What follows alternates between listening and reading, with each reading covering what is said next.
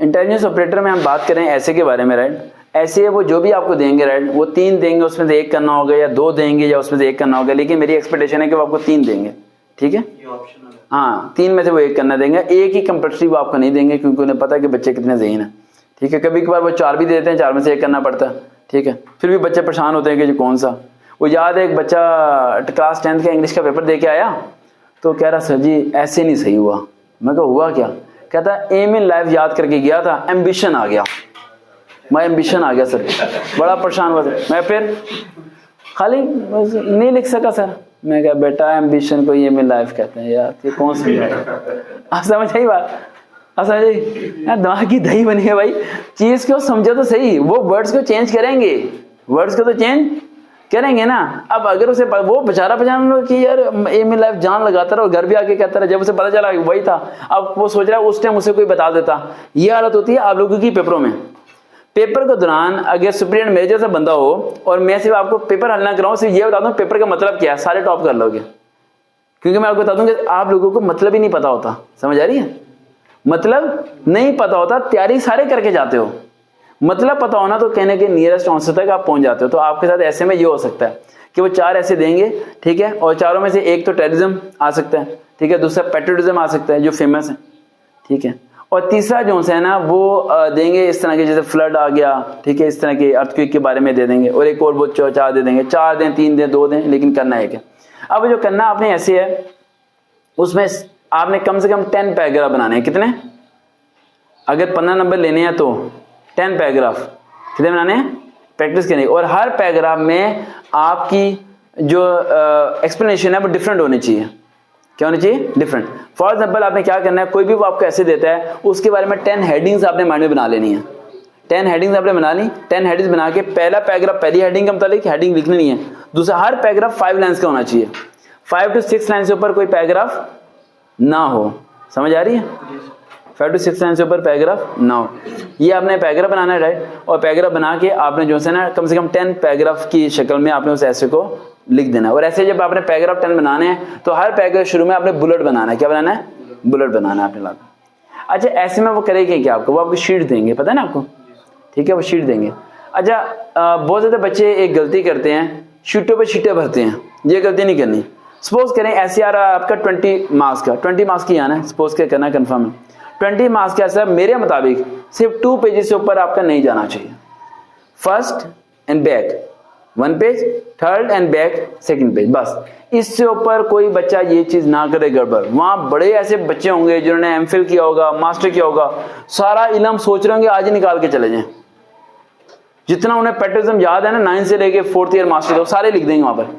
ऐसे बच्चों का ऐसे चेक नहीं करते, वो कहते झाइल है यार, 16 पढ़ के से ये नहीं पता कि लिखना कितना था। समझ आ रही मेरी बात? एमफिल का एक टेस्ट था, ये ऐसे के मतलब एमफिल का टेस्ट था गेट एप्टीट्यूड टेस्ट। उसमें उन्होंने कैसे दिया 10 मार्क्स का, 5 मार्क्स का, और 5 लाइनें दे दी। कितनी दे दी? 5 लाइनें दे दी लिखने के लिए, स्कॉलरशिप टेस्ट तक। और वहां शीटें भी रख दी टेक्स्ट पे, टाइम भी दे दिया 40 मिनट का। सारे लड़के शीटें लेके लिखी जा रहे हैं, लिखी जा रहे हैं, लिखी जा रहे हैं। मैं बैठ के 10 मिनट सोचता रहा कि यार गड़बड़ है, 5 नंबर का, शीटें भी एक्स्ट्रा दी हुई हैं। मैंने सिर्फ 5 लाइनें लिखी। कितनी? 5 लाइन।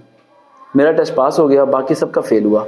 बाकी सबका उन्होंने चेक नहीं किया होगा, उन्होंने कहा ये गधे हैं यार, 5 नंबर का 5 शीटें भरने की क्या जरूरत है भाई? समझ आ रही है बात? तो गधे और घोड़े में फर्क होता है। गधा भी चाहता तो रेस में दौड़ सकता था, लेकिन दौड़ता कौन है? घोड़ा दौड़ता है, गधा कभी भी नहीं दौड़ता रेस में, गधे पे सामान डाला जाता है। तो इंसान की भी ये साइकोलॉजी है। इंसान 2 किस्म के होते हैं, एक मेहनत बहुत करता है, एक समझ के करता है। जो समझ के करते हैं ना वो कामयाब हो जाता है। जो मेहनत कर रहा है, स्ट्रगल कर रहा है, लेकिन समझ रहे नहीं है चीज को, ये स्मार्ट वर्क आप कहते हो, वो कामयाब नहीं हो पाता। अब आपने ऐसे ही लिखना है ना। अब मैंने आपको कह दिया 10 पैराग्राफ, तो 10 पैराग्राफ भी बनाने हैं और बन जाएंगे, आसानी से बन जाएंगे, 2 पेजेस पे बन जाते हैं। दूसरा पॉइंट मैंने कहा हर पैराग्राफ की लाइंस कितनी होनी चाहिए? 5 लाइंस। तीसरा पॉइंट जो सबसे मुश्किल है कि हर पैराग्राफ में डिफरेंट चीज डिस्कस करनी है आपने, यानी उस ऐसे के मुताबिक आपने 10 हेडिंग्स माइंड में बनानी है। यानी घर जाके आपने क्या करना है, ग्रेजुएशन लेवल के टॉप 5 to 6 ऐसे निकाल लेने हैं। उन ऐसे को रट्टा नहीं मारना, उनकी 10 हेडिंग्स बनानी है ताकि आपके पास नॉलेज ज्यादा हो।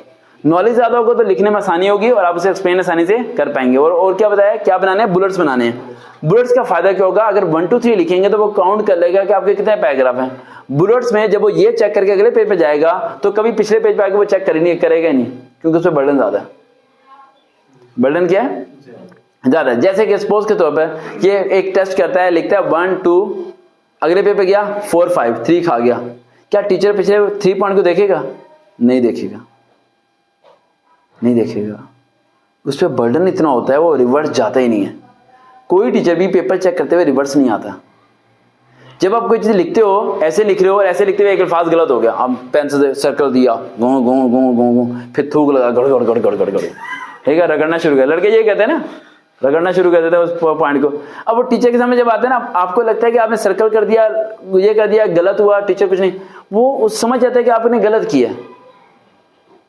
टीचर इतना अक्लमंद नहीं है, अक्लमंद आप लोग उसे बनाते हो। आप वो जो गलत हुआ है ना, उस पर छोटी सी लाइन लगाओ, पतली सी, उसे नजर ही नहीं आनी, आगे चले जाओगे। जो वर्ड आपको लिखना नहीं आ रहा, शुरू को 2 अल्फाज है, उसे ज्वाइनिंग राइटिंग में लिखो ना, ज्वाइनिंग में लिखो। उसे भी नहीं पता लिखा गया, तुम्हें भी नहीं पता तुमने लिखा गया। क्यों उसे शो कराते हो कि तुम्हारे स्पेलिंग मिस्टेक्स हैं? कोई वर्ड अगर बीच में भूल गया तो उस वर्ड को लिखो ही ना यार, अगला वर्ड लिख दो। वो कभी भी उस वर्ड को कैप्चर नहीं कर पाएगा, उस पर बर्डन ज्यादा होता है। वो देखो, पहला पेपर चेक किया, स्पीड उसकी क्या होती है, तेज, चेक करने की, और चेक और चेक। आगे पेपर तक उसकी स्पीड इतनी फास्ट होती है कि वो कभी भी रिवर्स नहीं आता, कभी फोकस नहीं करता। आप खुद बताते हो ये मैंने गलत किया, ये मैंने गलत किया, ये मैंने, वो आप खुद आइडेंटिफाई कराते हो उसे, जैसे आप कराते हो इतनी बड़ी बड़ी लाइनें मार के। मैं उसके ऊपर एक और बड़ा सर्कल मारता हूँ, और बड़ा जब सर्कल मारता हूँ रेड, जो सही अल्फाज होते हैं वो भी उस सर्कल के अंदर आ जाते हैं। और एंड पे जब नंबर देने के लिए वो पढ़ता नहीं है, वो आपकी शीट की शक्ल देखता है। बड़े बड़े सर्कल 2 लगा दिए उसने, 20 में से 8 7, वो 15 वाली, हालांकि बनते 15 हैं, 15 देगा ही नहीं, क्योंकि वो सर्कल उसके माइंड में इमेज बना देंगे कि इसका गलत है। और फर्स्ट और लास्ट पैराग्राफ कभी गलत नहीं होना चाहिए, फर्स्ट और लास्ट पैराग्राफ कभी गलत नहीं होना चाहिए, ठीक है।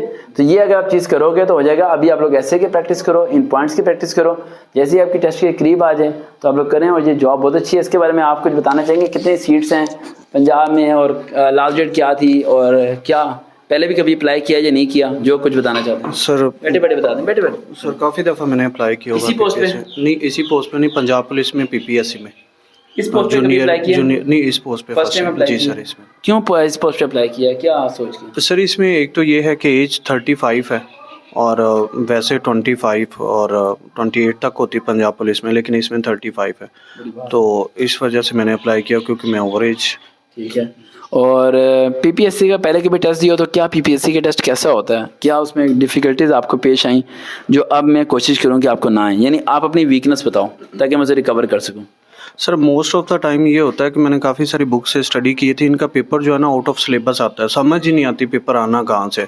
बहुत सारी चीज़ों की प्रिपरेशन करने के बाद भी मेरे टेस्ट अनक्वालिफाइड होते हैं। जिस तरह मैंने कहा कि उसकी तैयारी ना करो। जी सर, सही कहा। और इसमें सबसे बड़ा जो पॉइंट है ना सर, वो फिजिकल एजुकेशन का लास्ट टाइम लेक्चर आर का हुआ था पीपीएससी के थ्रू, उसमें मैं रिकमेंड नहीं हुआ था, फेल हुआ था, और मैंने आपको बताया था कि सर मेरा टेस्ट क्वालिफाई नहीं हो पाया। हुआ क्या था टेस्ट में? उसमें भी सर पेपर जो था टोटली आउट ऑफ सिलेबस आया था। किस तरह का? मैं थोड़ा आप बताओ जरा। आउट ऑफ सिलेबस यानी पोस्ट फिजिकल एजुकेशन की थी, तो फिजिकल क्वेश्चन, फिजिकल एजुकेशन की बुक के मतलब क्वेश्चन नहीं आए? नहीं सर, उसके नहीं आए, रेलेवेंट क्वेश्चन नहीं आए थे। किस तरह के सवाल थे थोड़ा सर इसमें जैसे जनरल नॉलेज था क्या?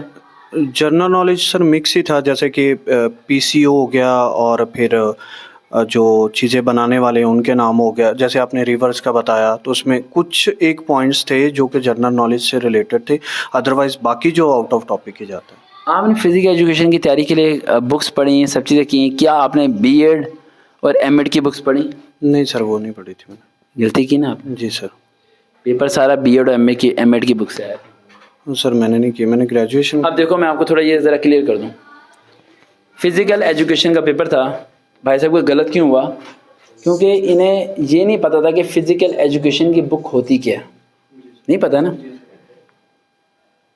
आपके स्कूलों में पीटी टीचर होता है, उसने फिजिकल एजुकेशन पढ़ी होती है। क्या पढ़ी होती है? फिजिकल एजुकेशन स्पोर्ट्स से रेलिवेंट है, और आपकी जो स्टडी है वो स्पोर्ट्स से रेलिवेंट नहीं है। अब रीज़न समझ लगी? यानी अब जैसे मैंने तुम्हें ये इंटेलिजेंस का कराया, तुम यहाँ बैठे हो, अब तुम्हारी रिकॉर्डिंग भी होगी इंशाल्लाह, अल्लाह ने चाहा तो जब ये टेस्ट पास करेगा दोबारा यहीं बैठेगा, बिरयानी लेके आएगा और हम रिकॉर्डिंग करें और फिर ये कहेगा सर जी देखें मेरा टेस्ट पास हो गया। टेस्ट ये पास मेरी वजह से नहीं होगा, ये इसकी वजह से होगा क्योंकि इसे पैटर्न अब से ही पता चला कि मैंने करना क्या है। इसने मेहनत पहले बहुत की थी, मेहनत आप सारे बहुत करते हो, मेहनत में तो माशाल्लाह पाकिस्तानी बहुत तेज़ हैं। अभी तक तो 3-4 बुर्ज खलीफा बना लेते पाकिस्तान में, इतनी मेहनती है पाकिस्तानी, सीरियसली बता रहा हूँ, पाकिस्तानी बहुत मेहनती है बच्चा, रट्टा मारता है पूरी बुक, जैसा समझा, रट्टा पूरी बुक मार लेते हैं, ठीक है। जो रट्टा मार सकते हैं पूरी बुक वो क्या कुछ नहीं कर सकते। लेकिन मसला ये है कि यहाँ पर कि जैसे कि अब उन भाई साहब को ये नहीं पता था कि फिजिकल एजुकेशन में जो से स्पोर्ट्स की बुक से क्वेश्चन थे और वो बीएड और एमएड की बुक से आए थे, वो इन्होंने पढ़ी नहीं थी, उन्होंने दूसरी बुक्स पढ़ी तो वहाँ से ही हो गया। अब जैसे कि इनका इंटेलिजेंस क्या है क्वेश्चन पेपर है, इसमें अब ऐसे लिखने की ये प्रैक्टिस करेंगे तो ये आप भी जानते हो कि 15-16 नंबर ऐसे में आ जाएंगे और जो सुन रहे हैं उनके भी आ जाएंगे क्योंकि तरीका सही है, इसमें मेरा कोई कमाल नहीं है। समझिए क्या है, तरीका सही है। अगर आपको पता हो कि पंजाब में मैथ में सवाल ये आएंगे तो उसकी प्रैक्टिस करके जाओगे ना तो सही हो जाएंगे। आप प्रैक्टिस ही गलत क्वेश्चन के करके जाओ तो फिर पास कैसे होगे।